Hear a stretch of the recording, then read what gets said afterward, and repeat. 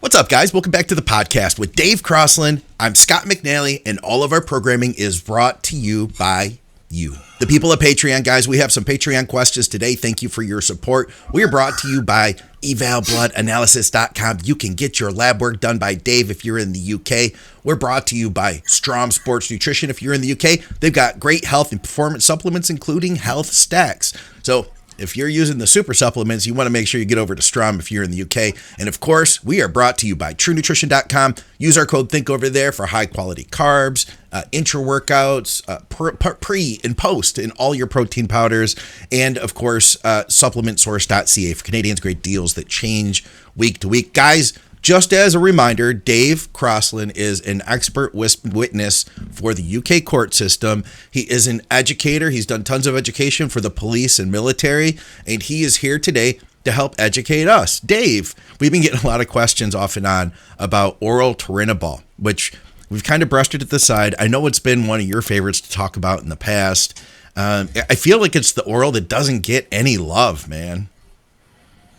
No, it's very favoured, or it was. I mean, we spoke about this quite a lot, but it was obviously incredibly favoured by the East Germans in their doping programs of the 1970s and 80s. Well, to be fair, I think it was pretty much the backbone of their drug protocols.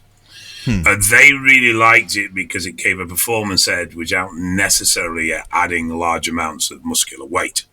Yeah. So from an athlete point of view, it wasn't ideal.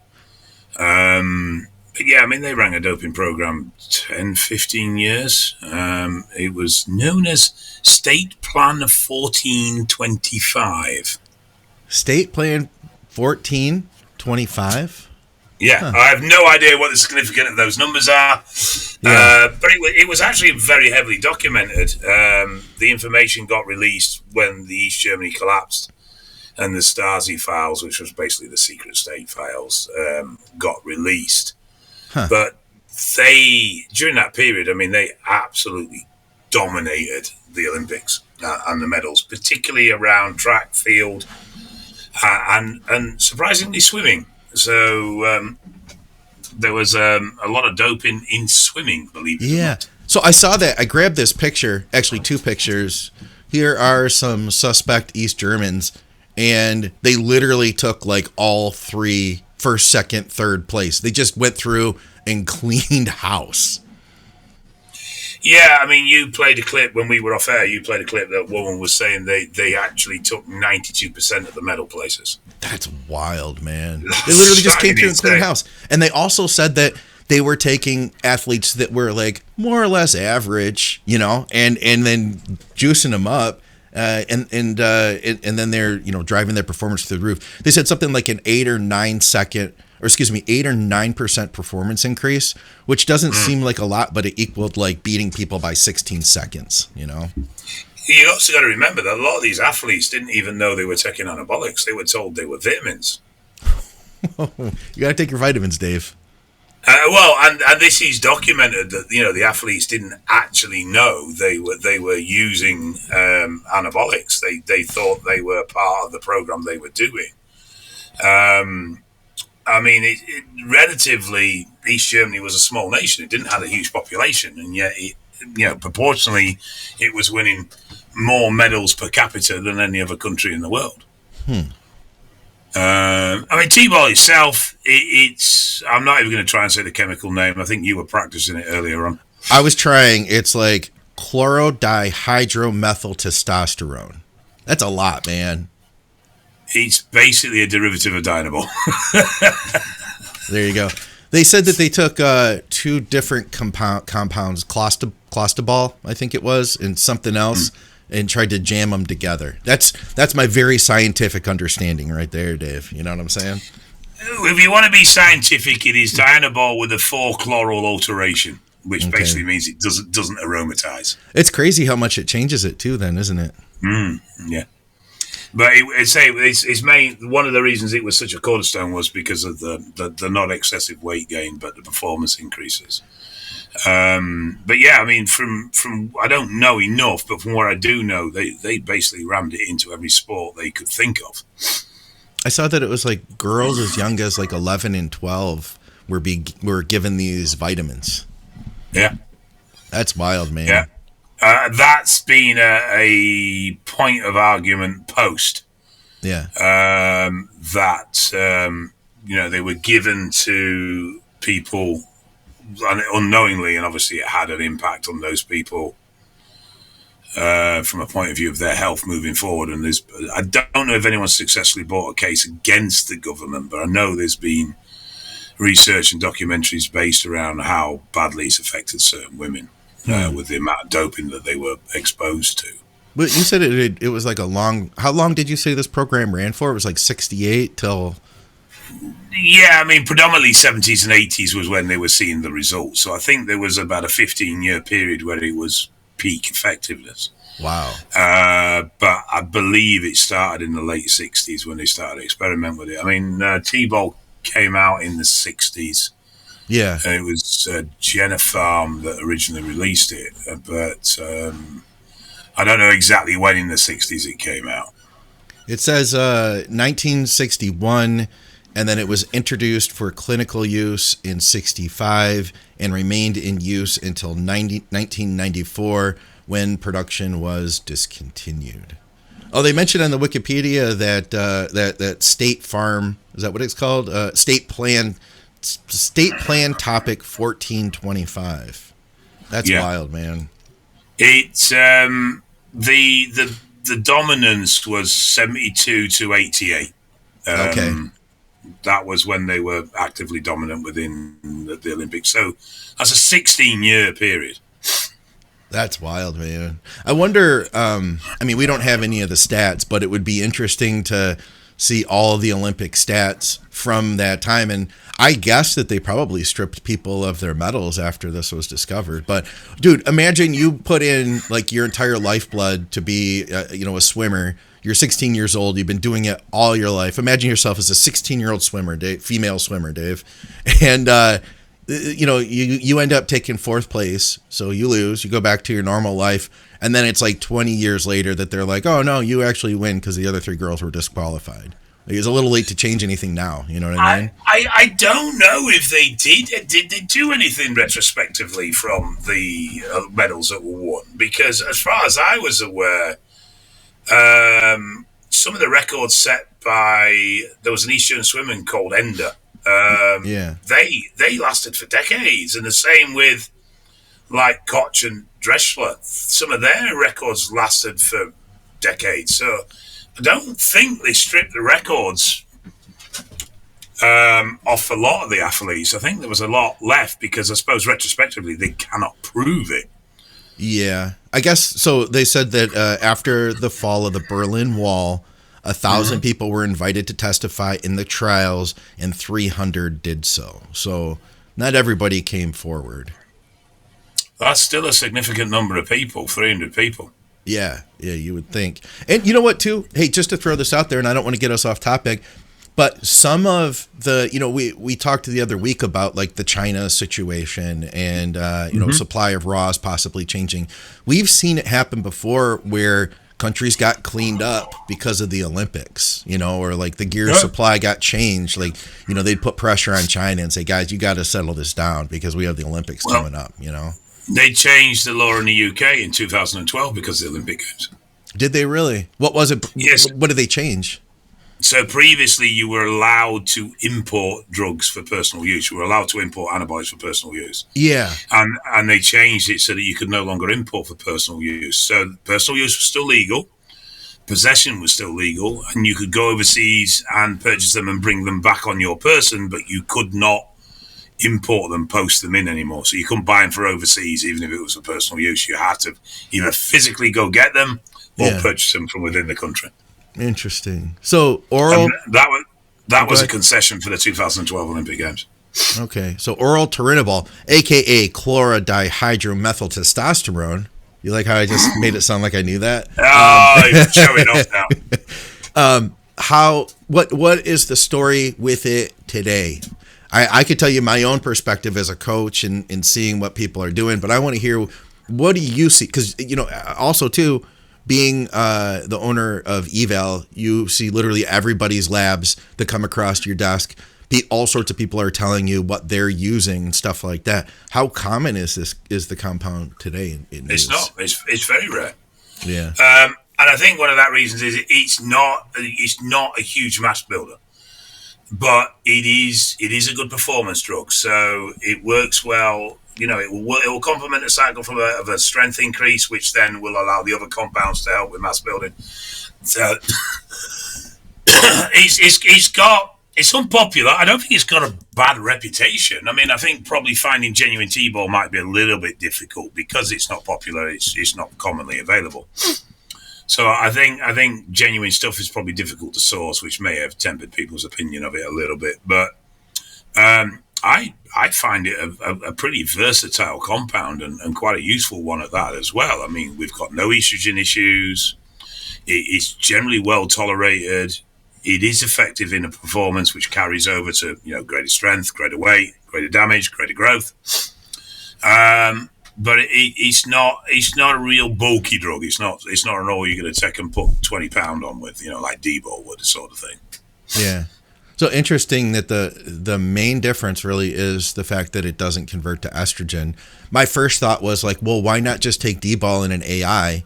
But then my next thought, which came almost immediately after, is because and now I'm wondering if any of our listeners would consider that the AI would affect everything. You know what I mean? So it would you basically wouldn't have estrogen. This is just specifically that compound that's stopping its own conversion. Yeah. And if people are into alternative sports, that's where it sort of comes, you know, like things like BBJ, you know, and that sort of stuff. Yeah. That's where this would, boxing is another sport where it will lend itself to very effectively. This is where it sort of comes into its own, really. I feel I'm surprised people seem to go for Winstrol now. Yeah. And Winstrol seems to be the drug that's sort of replaced Tbol in that area, where I still feel Tbol's a better choice personally. And Anavar. I feel like Anavar is popular in that way, and it's more available nowadays than it used to be. If I was to choose between Anavar, Tbol, and Winnie, I would actually go Tbol. It depends on what I was doing, you know. If it were a sport, I'll tell you what, man, I've never used it. I've never used it with a client, I don't think either, honestly. And I mean, this is coaching for a decade full time. It doesn't come up. Yeah, I mean, I'm not saying it's a particularly female friendly drug, but I would definitely use it over those two. Okay. If I was assured I was getting a real deal. Yeah. Huh. So people are probably using this in a similar fashion as they would to any other oral for bodybuilding purposes, either as, I'm guessing, as a kickstart, you know, toward the beginning of the cycle to get things rolling, or, you know, toward the end.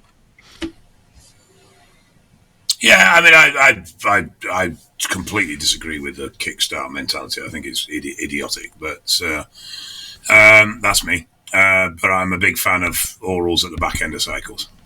You know what, man? I feel like, here's my thought. So I'm with you, and I know that kickstarting used to be a lot more popular. And here's what I think is that back years ago when it was more popular, everybody still came off everything at the end of their cycle. You know what I mean? They ran their course, 12, 16 weeks, usually 12, maybe even 8. We'll say 8 to 12 weeks was a standard cycle back in the day. Yeah, you know, I'm talking 15, 20 years ago.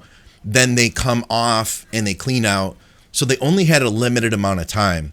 So their thought was, how can I get my levels cranking out the gate right away? Versus now people are like, well, you know, I'm on TRT already. So, you know, from day one, I'm just getting more. Yeah, I get that. But my argument is that the ramp up you have at the beginning of a cycle is replicated by the ramp down you have at the other end of it. So I don't see the point in putting orals in early and stressing yourself with them, when the 2-3 weeks you could argue, well, yeah, but people argue, well, it's going to take 2 or 3 weeks for my levels to rise. Yeah, it is, but it's going to take 2 or 3 weeks for your levels to go down at the other end as well. So what about 2-3 weeks at the beginning and then 2-3 weeks at the end? So I don't see this the benefit to putting extra stress on your system in the early days when what you perceive as lost anabolic exposure in the first couple of weeks, you're getting at the end extra anyway. Yeah. Hey, the reason this question came up to me, because I thought about it, I was like, man, we were talking, we're like, you know what, we haven't done an actual oral Tbol like profile for some time, so let's nail that out. But the reason it came to me was one of our guys from Patreon, Nick, said, really simple question for the show, for anyone that has experience with Tbol. Does Tbol give the same euphoric effect as Dbol? Just wondering, because I love how I feel on Dbol, and I don't care about the extra estrogen. Thanks a lot, Scott. Love the shows, and I hope I don't cause a Tbol trend. I think that's very hard to answer because I've never experienced a euphoric feeling from Dbol. I know some people do, but some people don't as well. So I can't really say whether it would be similar. Okay. I can't see it being a particularly negative experience with it being the type of drug it is. But it's all down to individual sensitivities as to how they're reacting to the elevation in effectively testosterone and estrogen. When you take in Tbol, you're not going to get that estrogen elevation. So is that going to affect people's moods to some degree? Potentially, yeah. And that estrogen from Dbol is an extremely potent methyl estrogen as well, right? Very, yeah. Yeah, there's something about that. It's synthetic. All right, you could argue it's all synthetic, but it's not an estrogen that the body recognizes. It's a methylated version, and as a result, it's much stronger. Yeah. Hey, I want to throw it out there too, guys. We're recording this on the Think Big Live channel. If you're not subscribed at the Think Big Live channel, let me encourage you to, because if anything ever happened at the main channel and we needed to, then you'll know where to still find us there. And of course, we can start posting again at Rumble. So just throwing that out there, as I think it's important because we want to be able to stay in contact with you guys. So definitely make sure that you subscribe at the Think Big Live channel. Make sure that you're at the Facebook group, because we always post to the Think Big Facebook group about stuff.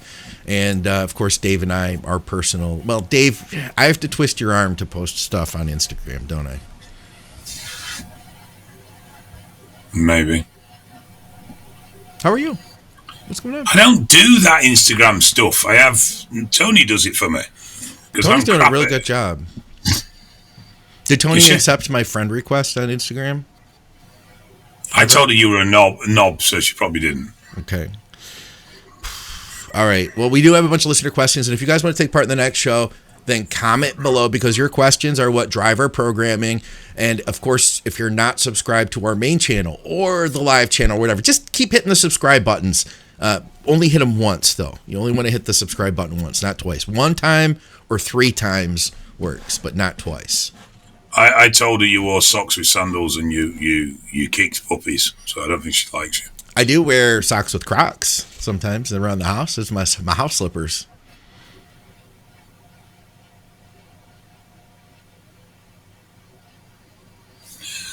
Not even going there.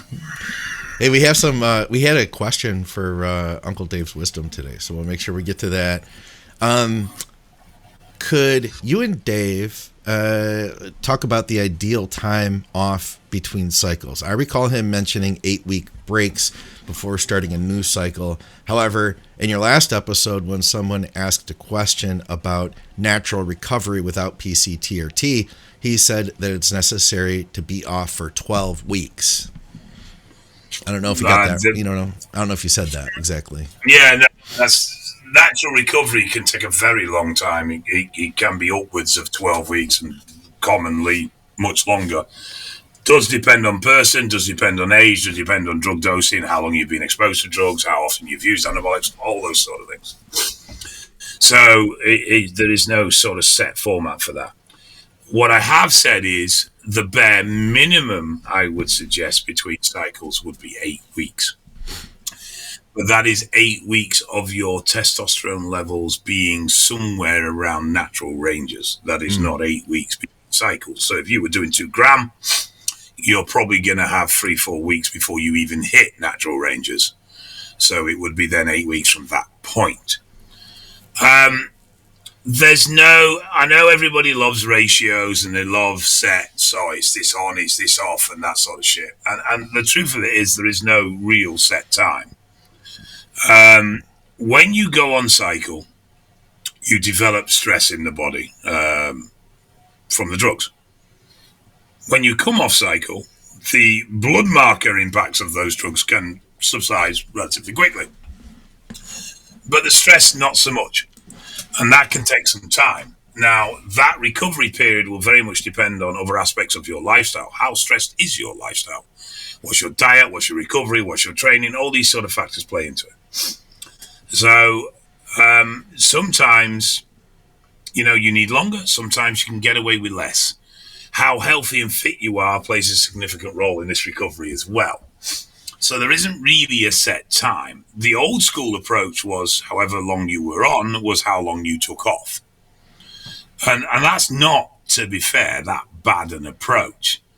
But I personally would say that there's a minimum period of 8 weeks.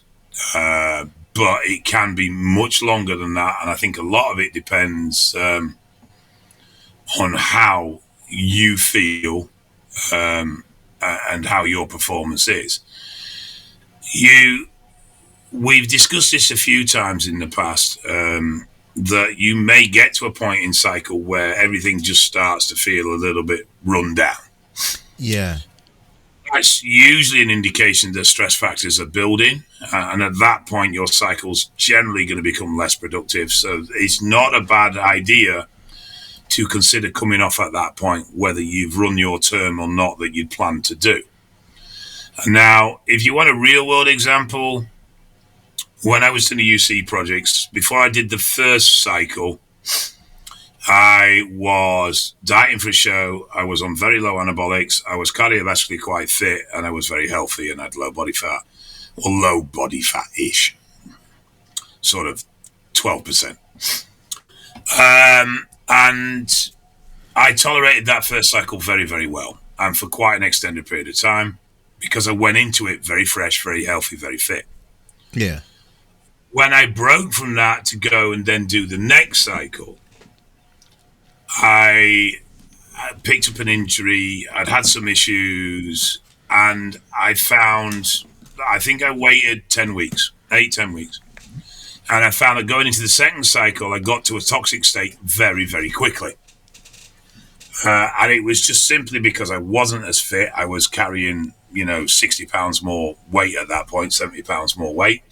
I wasn't as cardiovascular fit, and I hadn't had a longer break off the drugs prior to starting the cycle as I had previously. And as a result, I soon started to feel the negative impacts from the toxicity of the drugs, and when I say toxicity, I mean stress. Yeah. So the stress impacting of using the drugs much quicker on the second cycle. Yeah. Yeah, that makes sense. We did have a guy who asked a similar, kind of a question that goes right with this. He said, what makes progress stop on a cycle? Example, after 16 weeks, and why not increase the dosage if blood work is fine? Because you're not going to see the stress factors in blood work. But there's other aspects as well. Growing is extremely demanding of our body. And it quite literally sometimes just needs bloody rest, because you're putting a huge amount of demand on the body to grow. So sometimes it just needs a break from that demanding. Dude, sometimes it's our brains, man. We can only mentally push at 100% for so long before we got to start pulling back. And I do feel like, gosh, you see it too, both of us coach, that after a certain amount of time, after 16, 20 weeks, it's like, are you really still driving with the same perfection and at 15 weeks in, you can't. You might find you're good for the first 6 to 8, then you have a bit of a lapse, and then you can come back a little bit potentially. But by that point, I would argue that the stresses from actually being exposed to anabolics are starting to be so negative that they're hindering progress in their own right anyway. Yeah. There are plenty of people that don't come off now from a point of view of actually come off totally. Yeah. But there is a reason why pretty much most people, to an extent, will have a period of low drug intake. And it's quite simply because progress cannot be sustained, and continuous exposure to drugs ends up with problems. It results in problems. It's as simple as that. So you need time down. You need time away to refresh, recover, get healthy before you push again. You will always grow the healthier you are. Thank you for tuning in, and if we are providing value to you today, let me encourage you to subscribe and hit the bell. We have several bodybuilding podcasts that come out each week. What about this one, gents? Big fan of the show, love the podcast, and you as a duo. They like us together. How about that? It says, I take 630 milligrams of test and 1,000 HCG. Also taking a Arimidex every other day at 0.5. My estradiol is still 219 pmol. I feel I take too much AI already. If you were me, would you increase the dosage of Arimidex? And I'm curious that increased Arimidex dosage may potentially create other problems. What's your opinion? It would be much appreciated. The increased ADEX could potentially have a negative on HDL, yes. I don't think there's anything else I'm going to be super concerned with. I would also consider looking at lowering your aromatizing drugs and potentially running an alternative. There's obvious ones like Mast and Primo you could add to your test and lower your testos, but even things like EQ, DECA, are not going to create the level of estrogen that test does. The other aspect is HCG itself converts to estrogen, so that's going to be playing a role in this as well. So it's how important is the HCG in your protocol? What do you personally feel you benefit from running the HCG? Why is it there? Is it there for leg detail integrity? Is it there because it helps with your cognitive function? Or have you stuck it in because you think that's what you should do? And I'm not saying it's any of those. It could be all of those. It could be none of those. But, it's another compound that's going to be adding to your estrogen levels. So I have nothing against AIs. A lot of people do. A lot of people have a bit of a hate campaign with them. I don't have an issue with them. If they're needed, they're needed. It's as simple as that. But you can also reduce your reliability on AIs by using other compounds that do not convert to estrogen at the same rate. Yeah. I would, like I've talked about before, I would also consider elimination of estrogen, beta or glucuronidation would be the thing that you'd want to consider. And with that would be like, trying to increase or improve your gut health, trying to lower your stress. These are factors. It does seem like a lot of ADEX to be taking 0.5 every other day for 600 milligrams a test. I would 1.5 every other day, so 3 times a week, 1.5 milligram total. Or depending, it could be 4 times a week if you started taking it on Sunday. I feel like it's more than average. I feel like for 500, 600 tests, I think a lot of people can get away with 0.5 twice a week. Yeah, I don't know with the ACG in there as well. That's true. But yeah, I'd focus on trying to work on clearance, maybe throw in some calcium deglucarate. That was the only thing I was going to add. Maybe even some DIM. Do something naturally. Yeah, that's true. There's other ways of approaching estrogen management rather than just AIs.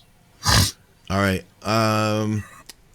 So we got a lot of comments on the Breon Ansley cycle breakdown that we did last week, Dave.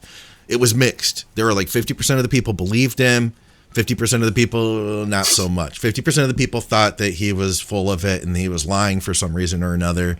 But I pulled out one comment because I thought it was interesting from V Taper. He says, thanks for covering this, Scott and Dave. I saw his video and it blew my mind. I can't believe he's taking so many compounds and of course one of them being Tren. Classic doesn't seem any safer just seems more obtainable due to less meals and but not less gear. I'll tell you what, man, I do feel like even though he was on like 4 different injectables, it was not a crazy cycle by any means. That's as far as he told us. Yeah, but the problem is with this, people just cycle dosage based on their own personal experience. If the biggest cycle you've done is 400 milligrams, then just doing a cycle with Tren in it's going to feel like a big deal. So that's true. I think you've got to consider where people are coming from with their own personal experience. I've done ridiculously big cycles. Yeah. So, a 2 gram cycle to me, though I respect it as a decent, hefty cycle, I don't feel it's extreme. Whereas to some people, that would be ridiculously high doses that they've would never even consider looking at. And I think that's, the personal interpretation of this stuff very much comes down to your own experience with these compounds. Yeah. But if you've only got your experience because you don't have, we coach, but we also speak to a lot of people. We've discussed people's cycles with literally tens of thousands of people. Yeah. So we've had an exposure to a broad range of cycle dosing. And we know where the averages are to a degree, and we know what more commonplace doses are to a degree. But if all you've got is your own personal experience, then that's all you know about cycling. That's very true. Yeah. I'll tell him this. I'll say that for a competitor, even a state level guy, I know guys that are using much more than that just to compete in classic at the state level, Yeah, he was using, and there are approaches to these anabolics where it's a case of use lots of different ones, but only use small amounts of each one. And that is a genuine approach that people use. You'd have to speak to him about his logic behind why he chose the compounds he chose, but there was nothing in there that I thought was unusual or surprising. Yeah, I'd agree with that. It's interesting though. We had a lot of people. Go ahead. Sorry, I didn't. I was just going to say I found it believable. I'm not saying he is telling the truth, but I found it believable. Yeah. I was just going to say, yeah, we had a lot of people that were either with him or against him. It was interesting to see the response. And at the end of the day, you know what? None of us really know. You know what I mean? No, and I naive possibly of me, but I like to try and take people at face value. Yeah. Yeah. There were a lot of comments. I won't get to it any further. We did get a lot of stuff though. I'm seeing here, just pumping through all these. I've considered trying Tren on my next cut. I am very respectful of how powerful it is, and I'm worried about the sides, thinking I may start as low as 25 of ACE 4 times per week and go from there. Any thoughts on this? Not really. If you want to try it, it makes sense to start low. I don't think you need to go 4. I think you'd be comfortable with 3. But yeah, 25 is a very sensible low dose. Gives you plenty of scope to go up. You're probably not gonna. You'd have to be incredibly sensitive, I think, to start getting real problems with 25 mg 3 times a week. Yeah. But I think you could still possibly feel something from it from a point of view of its impacts, its positive impacts.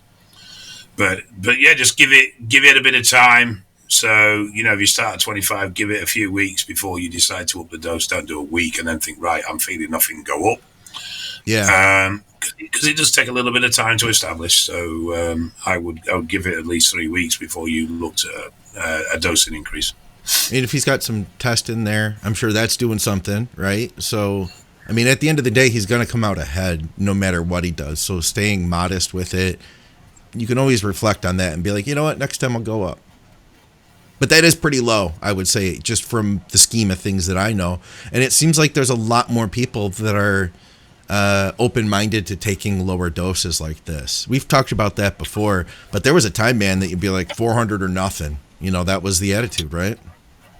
Yeah, I do think there's something to be said for a minimum effective dose sort of attitude to things. But This is a different scenario because, well, in my opinion, it is because this is not only an introduction of a drug; it's an introduction to whether he can tolerate it. Yeah. So this isn't really about taking a drug at a dose that's super effective. This is about how do I introduce this drug and make sure I can tolerate it, and how do I step up the dosing in order to do that. And I think this is a sensible start point. If somebody was experienced with Tren and found that they had no issues with it, I would probably suggest maybe a slightly higher starting dose. But when it's someone just experimenting to see how they react, I think that's a sensible attitude. I'm just going to drop this up here. When's the Think Big Bodybuilding Moo-Moo's coming out? When Scott pays for him. We could probably get a Moo-Moo made. Imagine if we made like a new trend. Bodybuilding moo-moos. Yeah, like imagine how comfortable that would be, especially like when you're in your off season and you're really heavy. You don't have to worry about putting your, like that's a step beyond sweat. So there's like the soft life where you only ever wear sweats anymore. You never wear like jeans and stuff. That would be a step further. Only ever wear moo-moos and you're deep in the off season. That's when you know you're really big, Dave. Somebody asked us moo-moo. Moo-moo's our life. Where's Christmas cabbage? Got him there? We didn't see him, Dave. Oh, thank you. All right. Let's see where we're at here, guys. Oh, there's a long one. So we had a guy that just subscribed to us for the reaction videos. That was it. And he was like, I never watched any of the other shows. And then he watched our episode from last week and he was like, oh my God, I've been missing out. So shout out to you for watching more of our programming, if I can speak. Hey, thank you for watching. He says, first time cycler, test sip only. I don't get what he means here, so you're going to have to help me. He says 36 milliliters as pre-workout, placebo effect before every training session, after first meal, Monday through Friday, Saturday and Sunday off. And then he tells I'm assuming the milliliters is milligrams. Okay. The 36 confuses me as much as it confuses. I presume he's taking it as a pre-workout. Yeah. Which is not going to do a huge amount. And the dosing is quite low, but over a week, it's still going to be a 200 odd milligram dosing, isn't it? Yeah, something like that. It's going to be about 225, 230, somewhere around there. So it's not completely useless. He's around. He's older guy, like 50, I think. Here, just feels like he's 30. Yeah, I mean, it's like what many would regard as a sports TRT. You like sports TRT, don't you, Dave? I don't like the terminology. I've got no issue with people running, high TRTs if they want to, but I just feel that it shouldn't have the word TRT in it. Okay, I don't think we can answer this one, but he says it in all caps, so I have to yell it. Can you please ask Dave about the current top 3 UGLs in the UK, please? Not asking for sources. I honestly don't know. Yeah. I'm a bit behind. I don't know. And what I don't want to do is mention one that I do know and miss out one that everybody else knows that I just got in my head at the moment. So I'm sorry, no. Dave's looking slightly less unhealthy. I shall rectify that problem immediately. What are you going to do? I don't know, just make myself more unhealthy. I'll find something. Are you doing your cardio? Are you doing your cardio still? What's up with that? No. Why not? But I am dieting. Are you really? What's going on with that? So my issue, I do not advise this dieting. It is not sensible. It is not clever. It is not in any way good. But it is a way for me, because of how my brain works at the moment for some reason, to reduce calories and maintain that calorie reduction. Okay. So I am consuming one meal a day of around 1,000 calories. You've done that before, with some success, haven't you? Yeah, I work well with extremes, so I've just gone extreme. And I am using L-carnitine as well. Okay. Is that meal in the morning or night, or how does that work? Meal is 5:30. AM, I take it? PM. PM. Okay. Are you going to the gym with Zach Kahn? I am trained. Well, I didn't last week because the dog bit my foot and then my arthritis flared up. What? Bob? Did Bob bite your foot? Messing around playing. We were fighting. You deserved it. He's gone today anyway. Oh, is he now? How was his skin doing after all the treatments and the washes and stuff? No, he was doing well. He was really settling. He's a nice dog. He's a genuinely really nice dog. Our lass is quite upset actually because she's sort of fallen for him a bit, so she's booing. He was cute. But so I didn't train legs this week, but I did the week before, and I do intend to do next week. And then he goes on holiday, and I've got his dogs for Christmas. Oh, no kidding. Are they going to be on the show with us? Well, there's 3 of the fuckers. Yeah. I don't know. I don't think I'll let them in the office. I don't trust them. Okay. How about this one? Hey, Dave and Scott. Oh, and by the way, we have a lot more people watching than usual. Just to let you know, we record this every Tuesday. It comes out Monday. So if you're watching this in advance, just to let you know, this is the Monday episode, guys. Because we have had people saying, I saw this show last week after I put it out. Why are you putting it out again? Hi, Dave and Scott. Speaking of leg training, I can do 2 sets of full range of motion squats in the Smith machine and be sore in my quads for 3 to 4 days. And I mean 2 working sets and 0 other exercises. Each set is a semi-religious experience, though. I search for the pain, and good Lord, do I find it. If that's all I can recover from, do I really need to add more exercises, or should I reduce the intensity to add more sets so I can better recover? So the first thing is be very careful about using DOMS as a sign of recovery. It is linked to it, but it's not an exact science. Good point. So just because you have DOMS does not necessarily mean that you have not recovered. Second question, I like to approach these things quite basically, quite Heath Robinson. So my point would be, are you getting stronger? Are your legs growing? If the answer is yes, then fine. If the answer is no or not much, then I would increase what you're doing. If that resulted in progress, spot on. If it didn't, I would then potentially increase again. If that didn't result in progress, then I'd be like, right, something's weird here. And potentially go the opposite way and reduce. But my first instinct would be to increase because your volume is very, very low. That's not to say that I can't work. It does depend on the amount of intensity you're generating in those 2 working sets. And from what you said, that sounds to be quite decent. But that doesn't mean you can't back that up with more volume. It doesn't mean you can't back that up with a couple of other intense sets on a different exercise. I very rarely did more than 3 exercises for quads. Often it was only 2. But again, I pushed those working sets incredibly hard, and it never caused me a problem with growth. But I'd often train quads when they were still sore from the previous session as well. Yeah, it seems like not a lot of volume, 2 sets. It doesn't, but people do respond to high. A lot of it depends on has he got a very physical job? Where is he with his calories? All sort of things like that. But I find experimentation gives you the best answers. I wonder too what his gains are like. Like, is his legs growing off of this? Because if so, then I guess the answer is you're doing fine. Yeah. If it ain't broke, don't fix it. But at the end of the day, I would base it on where my progress was rather than how I felt.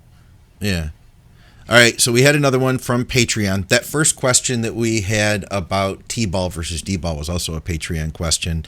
It was about Clen. Does taking Clen with ECA stack make sense, or is it just overkill? I'd say that it's overkill. They're both beta-2 agonists, so you're kind of I would want to use something else that was from personally a different department, basically, instead of like using two of the same things. It's redundant. Yeah, the only thing I'd say is ECA has a thermogenic property as well, which would be an extra dimension that wouldn't come from the Clen. I thought that Clen did have a thermogenic effect. Not in the same stimulant base that ECA does. Okay. I mean, Clen's not going to give you that speed effect, is it? That ECA will. Yeah, the stimulant effect. Yeah. Not really, not for a lasting period at least. Maybe the first couple days you take it, you might notice it and you feel a little jittery, but... Yeah, but that's more central nervous jitters rather than an actual, an increase in output.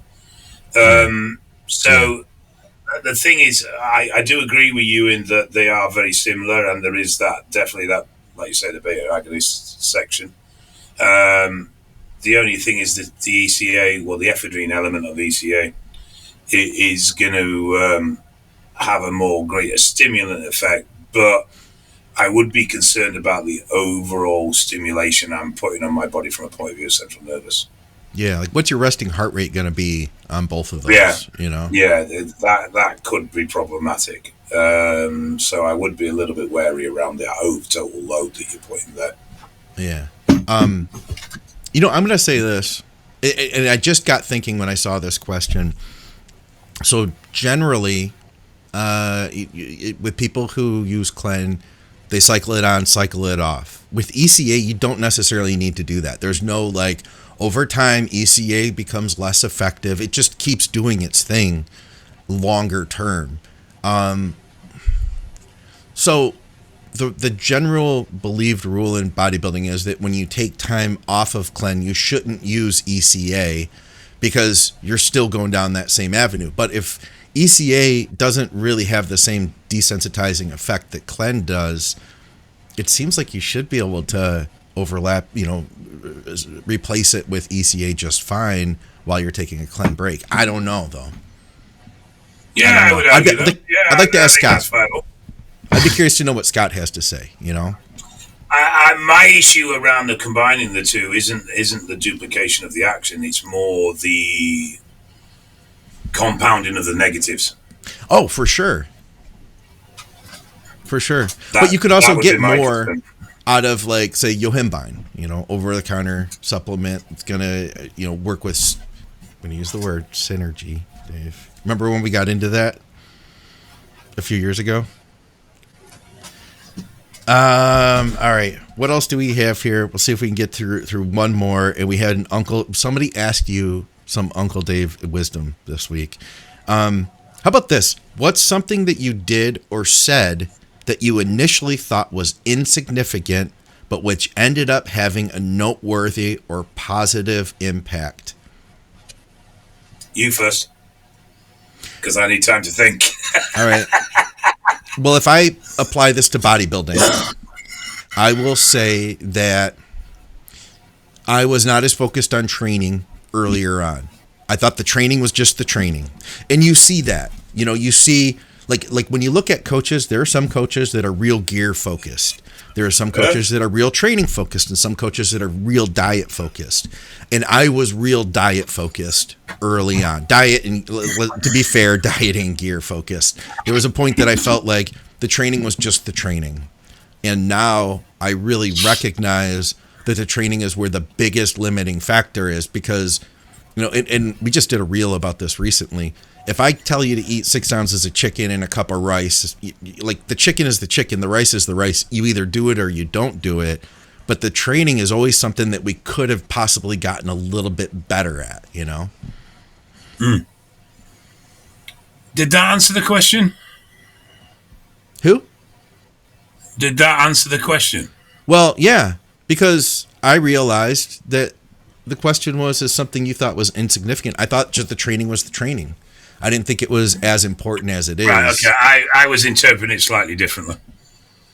So I was thinking of it was something that you did that you felt was insignificant that you've now realized actually played a massive important role. Yeah, I thought the training was more or less insignificant. Like you just got in the gym, you worked out, That's it. That's fine. Just do what you got to, get in there, have a workout, and it's not the biggest picture of the puzzle versus making sure we got the protein in was the key. But now I realize the training is the trigger to make all those other things work.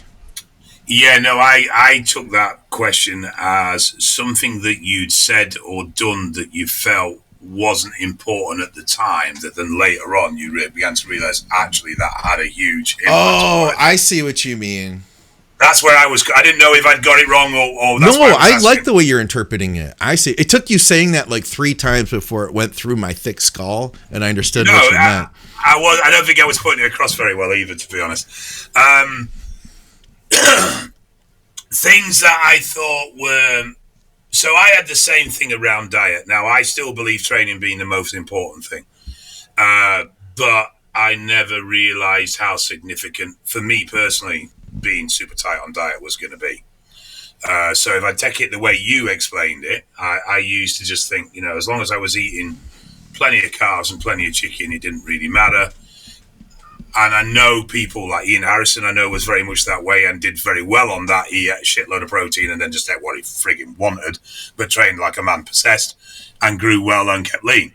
For me, I discovered that diet actually, though I still to this day and will always say that training is number one.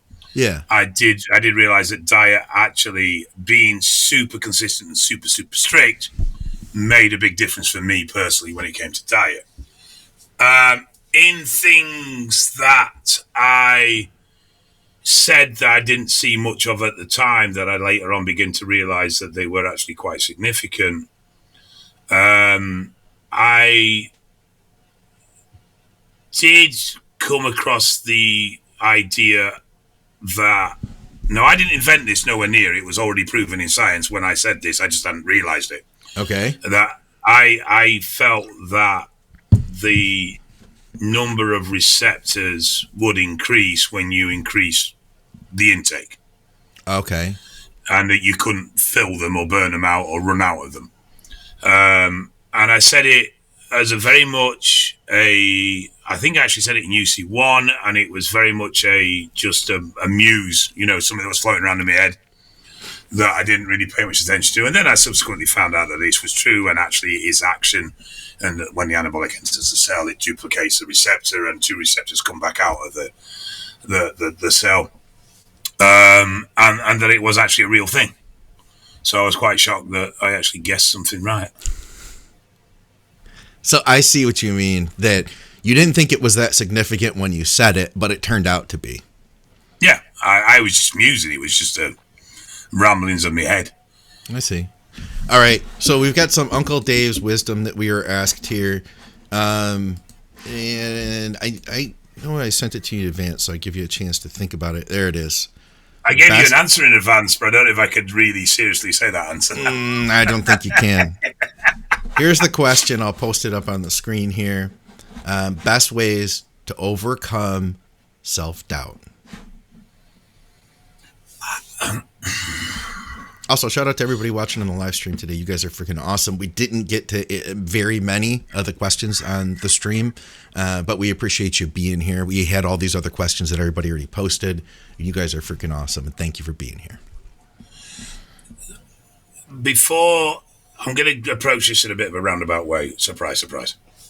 Crack on, Dave. Dave not answer something directly and go around the houses? Never. I think one of the things to realize about self-doubt is that we all have it. And however you may look at someone and think they've got their shit together, I guarantee you they still have a fair amount of self-doubt.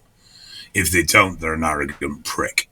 Because it's just part of who we are. When someone has no self-doubt, that's when they're arrogant and they're generally a prick. And even those people usually have self-doubt in the quiet of their own room, but they just don't ever dare admit it. Yeah. There's nothing wrong with doubting yourself. But what you've got to be careful of is that it doesn't then guide your action. And basically it boils down to being brave. You've just got to fucking go for it. We often fear what we don't know, or we fear our fear, should I say, is much greater than the reality of what we're fearing. So for argument's sake, when you debt collect, you use fear as a way of manipulating situations in order to get people to pay the debts that they owe. This will make sense, so just bear with me. One of the tactics you do is you suggest that they're going to experience a large amount of pain because you're going to in some way inflict harm on them. The reality of that harm is never anywhere near as painful as what the individual imagines it to be. I see. Yeah. So you use that. You use the fact that their fear is actually a greater magnitude than the reality of the situation in order to try and manipulate them into doing what you want them to do. This is the same with self-doubt. You fear an outcome. You may fear embarrassment. You may fear being wrong. What is wrong with being wrong? We talked about this last week. You know, that when you're wrong, it's how you learn. It's an excellent learning tool. Yeah. In fact, the best. Getting it wrong is the best lessons you're ever going to learn because you will make sure you don't do that thing again. Yeah. So self-doubt is very difficult to overcome, and you only really gain confidence with experience. So you gain confidence by doing the thing that you're scared of doing. So in order to get to that point, you sort of just have to have the blind faith and do it. Now, it might be, if it's depending on the subject, it might be that it's a doubt of doing something that you could practice privately. So you don't have to face the ridicule or the potential, reactions from the public. But you're going to have to go public with it at some point. And at that point, you've just got to suck it up and go for it. And at the end of the day, though it might not be the greatest experience because you might get it wrong, you might say the wrong words, you might do the wrong actions, whatever it be, you will still become a better person from it because you will learn from it. And though people might be negative towards you at that instance, by the time they've got home, he might enter a conversation with their partner for half an hour, and then that'll be the end of it. They'll never probably speak of it again because they don't really give a shit. Because nobody cares that much about you except you. True. So, sometimes the best way to deal with doubt is to just hit it head on. It's scary, it's uncomfortable, it's not going to be easy, but it will never be as bad as you think it's going to be. That is a good point, man. I like that. Some good wisdom. And look at that. You didn't even have to plan something. Did you? Let me ask you now, Dave. Oh, bollocks. You didn't plan something in advance anyway, did you? No, so that got me out of shit nicely. That's good, guys. If you have any Uncle Dave's wisdom, then throw it up here because then that way Dave, we'll keep Dave on track. He doesn't have to come up with something himself each week. And I am looking. We appreciate everybody on the comments here. No, Dave can't put Christmas cabbage on his head. He's not a dancing bear, guys. He won't do that.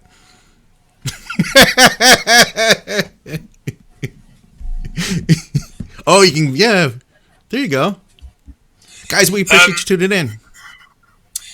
On the self-doubt thing, I'm actually doing a project at the moment, and I am way out of my frigging depth. Oh, yeah? Way out of my depth, and I am bricking it, to say the least. It's a big financial risk. But at the end of the day, it's a case of I've just got to keep stepping forward. Okay. Just got to keep, I've got to have faith that the original concept I came up with does have the merit I felt it had. Because as you go on with something like this, when you get an idea for something, as you start working through it, doubt creeps in. You start to question, is the idea good? Is this going to work? Is this going to be something that I can do? And is it going to work as a business or whatever?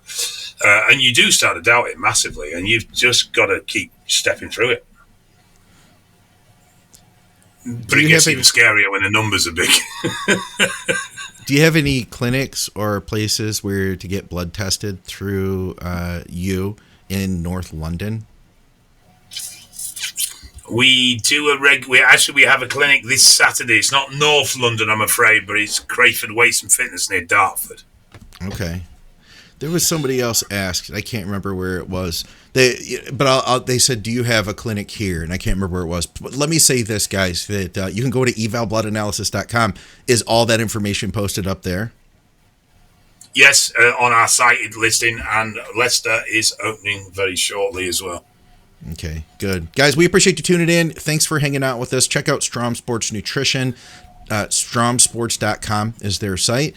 And if you're in the UK, you can go through them for great health and performance supplements, great health stacks, recovery stacks, stuff like that. You can get great supplements from supplementsource.ca if you're in Canada, and they have awesome prices that change week to week, all sorts of blowout deals. And of course, truenutrition.com. Use our code THINK for high quality, third-party tested protein powders, creatine, intra-workout carbs, pre-workout, post-workout, all that stuff.